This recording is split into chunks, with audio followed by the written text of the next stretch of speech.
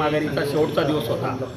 या ठिकाणी आमच्या इगतपुरी त्र्यंबक मतदारसंघाचे आमदार खोसकर साहेब, या नाशिक महानगरीचे उपमहापौर विलास अण्णा शिंदे, तसेच आमच्या राज्याचे आमच्या राष्ट्रवादी काँग्रेसच्या प्रदेशाध्यक्षा सुमित्रा वहिनी पवार यांचा आम्हाला फोन आला, प्रदेशाध्यक्ष तटकरे साहेबांचा फोन आला, नामदार भुजबळ साहेबांचा फोन आला, आपल्या राज्याचे उपमुख्यमंत्री एकनाथ शिंदे साहेबांचा फोन आला, खासदार श्रीकांत शिंदे साहेबांचा फोन आला, उद्योगमंत्री उदय सामंत साहेब आणि दादाजी भुसे साहेब माझ्या घरी आले होते स्वतः, आणि त्यांनी सगळ्यांनी विनंती केली होती की महायुतीचा धर्म पाळला पाहिजे। त्यामुळे आज या ठिकाणी आमचे विष्णुपंत मर्जुने साहेब आणि मी स्वतः या ठिकाणी खुशीने कोणत्याही दबावाला बळी न पडता आम्ही फक्त महायुतीचा धर्म पाळण्यासाठी या ठिकाणी माघार घेतली आहे। नाराजी दूर झाली का? तुम्ही आरोप केले होते की विश्वासात हे खरोखर होतं, त्या दिवसाची परिस्थिती वेगळी होती, पण या 2 दिवसामध्ये स्वतः जर राज्याचे एवढे मोठे नेते मंत्री उदय सामंत साहेब असो, दादाजी भुसे साहेब असो, हे माझ्या स्वतःच्या घरी आले, हाच माझ्या कार्यकर्त्यासाठी खूप मोठी गोष्ट होती। काही आश्वासन देण्यात आले? आम्हाला काही आश्वासन नाही दिले। महायुतीमध्ये काम करताना भविष्यामध्ये काही विकास कामाचे तुम्हाला अडचणी आल्या तर आम्ही आमदार खोसकर साहेब तुम्हाला सहकार्य करू एवढा शब्द दिला, आणि या शब्दापोटी आम्ही मागे महायुतीकडून शिवसेनेला या ठिकाणाची जागाही देण्यात आलेली होती चर्चा अंती, परंतु आपण या ठिकाणी राष्ट्रवादीकडून या ठिकाणी अर्ज दाखल केला। वरिष्ठांच्या चर्चा चालू होत्या, जोपर्यंत आमचा फॉर्म भरला तोपर्यंत फायनल चर्चा नव्हती, त्याच्या अगोदर आम्ही फॉर्म भरला, पण आम्हाला नंतर माघारीच्या दिवसापर्यंत आम्हाला अंतिम चित्र कळलं की ही जागा शिवसेनेला सुटली,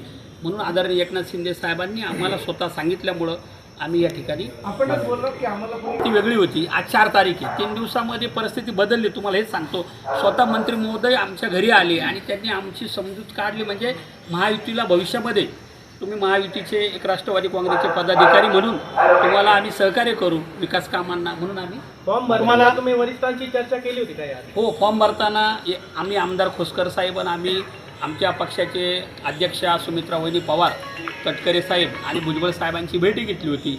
त्यांना आम्ही विनंती केली होती की आम्ही फॉर्म भरतो, भविष्यात तुमच्या वाटाघाटीमध्ये शिवसेनेला जर जागा सुटली तर त्यावेळेस तुम्ही आदेशाचं आम्ही पालन। तुम्हाला काही आश्वासन दिलं आहे का पक्षाकडून? काय आश्वासन? पक्ष काही नाही, भविष्यामध्ये जिथं संधी येईल त्या संधीचं तुम्हाला आम्ही योग्य न्याय देऊ असा फक्त पक्षश्रेष्ठींनी राष्ट्रवादीच्या आमच्या नेत्यांबरोबर चर्चा असं काही नाही, कोणतंही काम करताना आम्ही कोणताही शब्द घेतला नाही, फक्त आम्हाला महायुतीचा धर्म पाळायचा आहे म्हणून आम्ही मागे आहे का ना? तुम्ही जी नाराजी व्यक्त केली होती त्यांच्या भेटीनंतर तुमचं समाधान झालं आहे का? समाधान झालं म्हणूनच माघार घेतली। हे तोपर्यंत निर्णय झालेला नव्हता, आणि मी वरिष्ठांना आम्ही सगळ्यांना विचारलं, आमचे 7 जेवढे आमदार आहेत, भुजबळ साहेब झिरवाळ साहेब सगळ्यांना विचारलं, आणि त्यांनी सांगितलं तोपर्यंत नॉमिनेशन फॉर्म भरून ठेवा, नंतर जो निर्णय होईल त्याप्रमाणे माघार घ्यायची। म्हणून त्याच्यामुळं शब्दजन हे येते हे वेदे हा काही विषय नाही। कालही मला जिल्हा अध्यक्ष म्हणून काल मुंबईला बोलून घेतलं सुमित्रा वहिनींनी, कोकटे साहेब बरोबर होते, प्रांतिक अध्यक्ष आमची भेट झाली, ते म्हणजे इथे धर्म पाळावा लागेल, वेळेवर माघार घ्या म्हणजे योग्य राहील, म्हणून आम्ही आज माघार घेतली।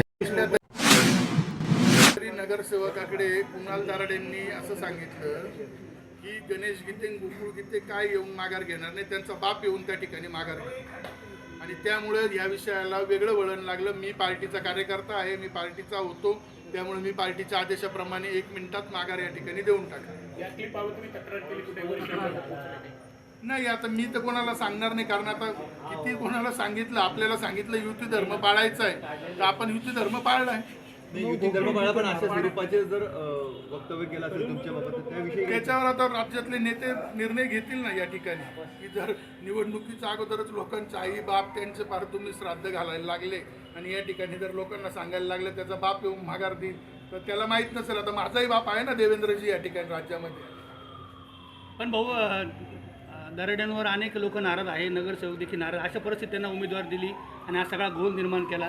त्यांच्यावर अख्खी दुनिया नाराज असो, आपल्याला त्याच्याशी काही कर्तव्य नाही, पण त्या ठिकाणी आपलं कर्तव्य आपल्या पार्टीशी होतं, आपल्या पार्टीशी लॉयल्टी होती, पार्टीच्या मागे आपण पार्टीने जो आदेश दिला तो पूर्ण केला।